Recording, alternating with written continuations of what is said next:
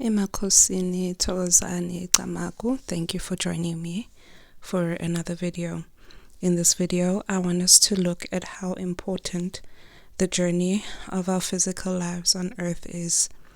And where do we go once we depart the physical earth? Where do our spirits go? Let's get into it. So to give us a better understanding, we will start with the story of Lazarus and the rich man.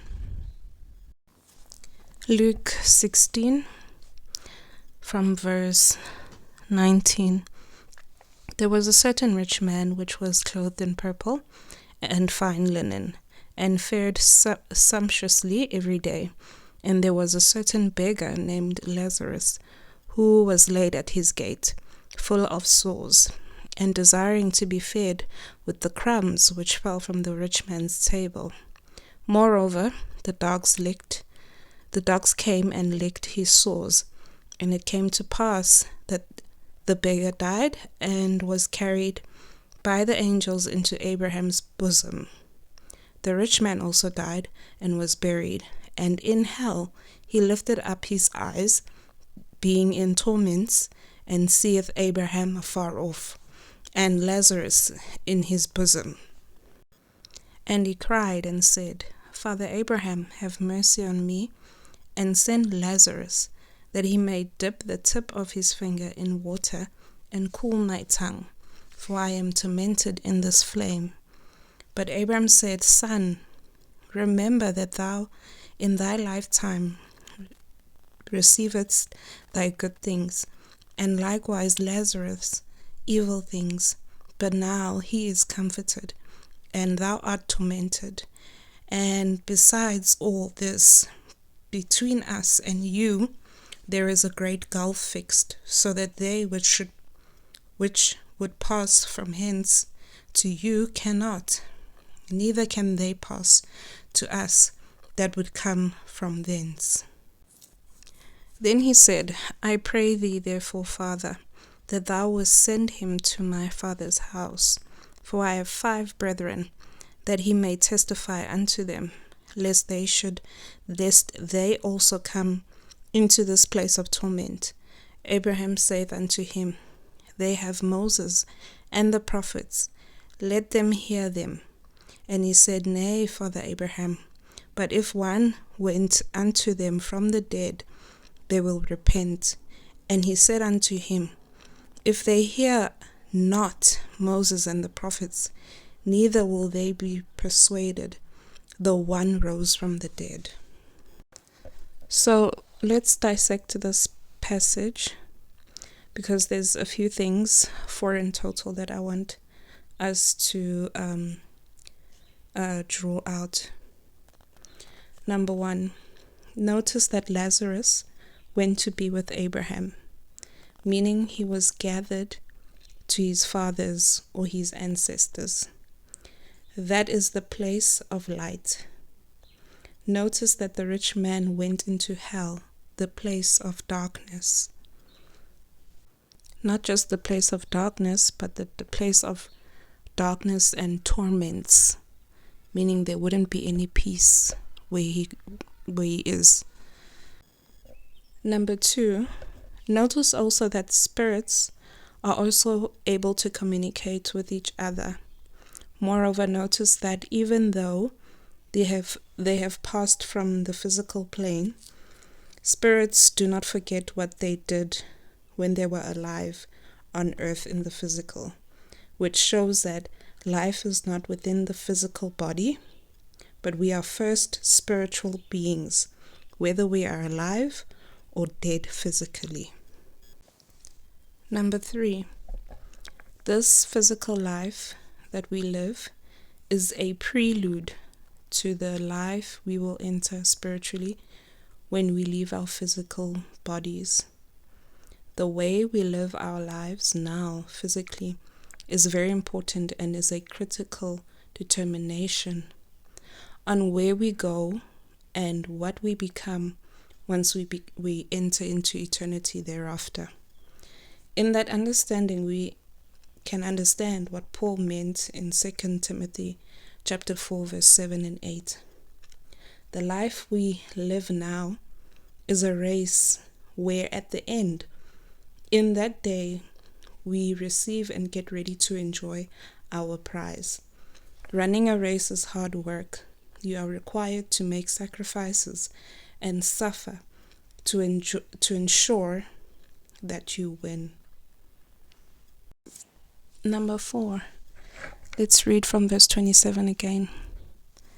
Then he said, I pray thee, Father, that thou wouldst send him to my father's house, for I have 5 brethren, that he may testify unto them, lest they also come into this place of torment. Abraham said unto him, They have Moses and the prophets, let them hear them. And he said, No, Father Abraham, but if one went unto them from the dead, they will repent. And he said unto him, If they hear not Moses and the prophets, neither will they be persuaded, though one rose from the dead. See, the rich man knew it was possible for spirits to visit physical beings to guide them into correction. And it sometimes happens, but it is when the grace of God is extended to you, simply because God knows what's in the hearts of men and women. Msindisi said, The law and the prophets, they testify of me. If we look at Exodus chapter 20, verse 12, we see, Honor your father and mother. We are not physical bodies.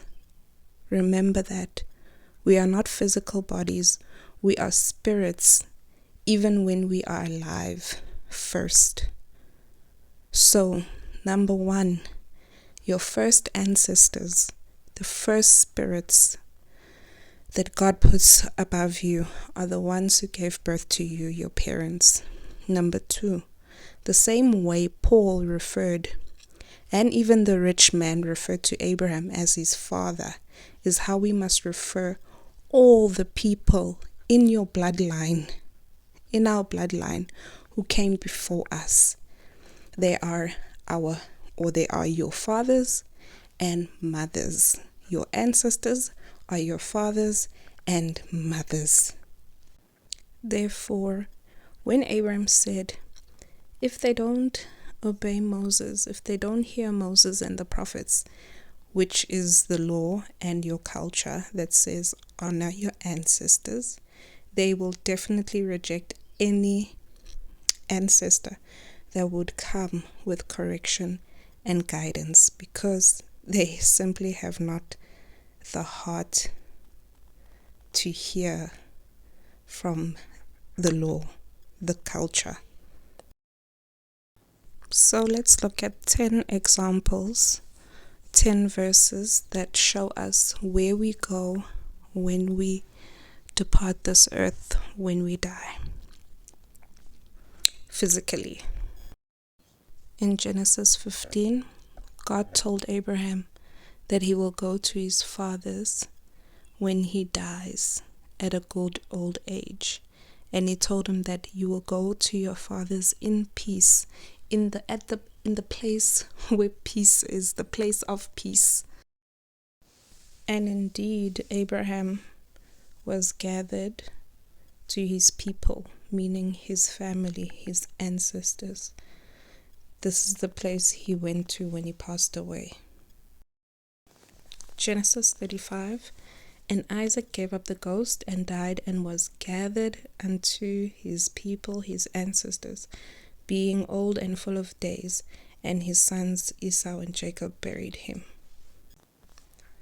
Jacob knew that he was to be gathered to his fathers and family as well. 1 Kings chapter 2, so David slept with his fathers and was buried in the city of David. He went to his ancestors. Verse 43, and Solomon slept with his fathers and was buried in the city of David his father. He went to be with his ancestors. Aaron shall be gathered unto his people. He went to his ancestors, his family. Verse 50. Moses also was gathered unto his people, also went to his ancestors. Josiah, king of Judah, was also told by God that he would die and be gathered to his fathers, his ancestors. Even the people who perished in the wilderness, when they died, they went to their ancestors. So now we need to distinguish to which ancestors one goes to, because believe it or not, the rich man was also gathered to his ancestors. Those who are in disobedience, who die in disobedience, are too gathered to their ancestors. In Luke 16, we saw that Abraham and Lazarus were in one place, and the rich man was in hell, a different place. We see there are two places where we can go when we pass on. Abraham and Lazarus were in a place where the righteous went, a place of light and peace. Psalm 49 here shows us where the rich man went. So let's read. Don't be upset when someone becomes rich, when his wealth grows even greater. He cannot take it with him when he dies. His wealth will not go with him to the grave. Even if someone is satisfied with this life and is praised because he is successful, he will join his ancestors in death, where darkness lasts forever. We see that the rich man joined all his ancestors in death. He joined his disobedient ancestors in the place where death reigns and where darkness lasts forever. Let's read the same passage in the Amplified Version. Be not afraid when an ungodly man becomes rich, when the wealth and glory of his house are increased. For when he dies, he will carry nothing away. His glory will not descend after him. Though while he lives he counts himself happy and prosperous, and though people praise you when you do well for yourself, he shall go to the generation of his fathers. They shall never again see the light. A man who is held in honor, yet who lacks spiritual understanding and a teachable heart, is like the beasts that perish. So understand that the rich man went to his ancestors as well, but the disobedient ones are those that he went to join, where there is no light of God, nor is there peace. Also, the problem is not being rich. Many righteous people were rich. The problem is when you are ungodly and lack spiritual understanding and lack a teachable heart. So we ought to strive to enter the narrow gate that the law provides us, which is your culture and the spirit of Ubuntu. If we fail, we shouldn't harden our hearts, but repent immediately when correction comes. The ability to repent is the grace of God in action, because the life we live now in the physical, on earth, and what we do is just a prelude to the real life we will live when we pass on. So let's not be fooled. The physical life here on earth is temporary and introductory to the real life we will live in eternity. And depending on the way you lived your life, you too will be gathered to your ancestors, your fathers, either those in darkness or those in the light. Thokozani.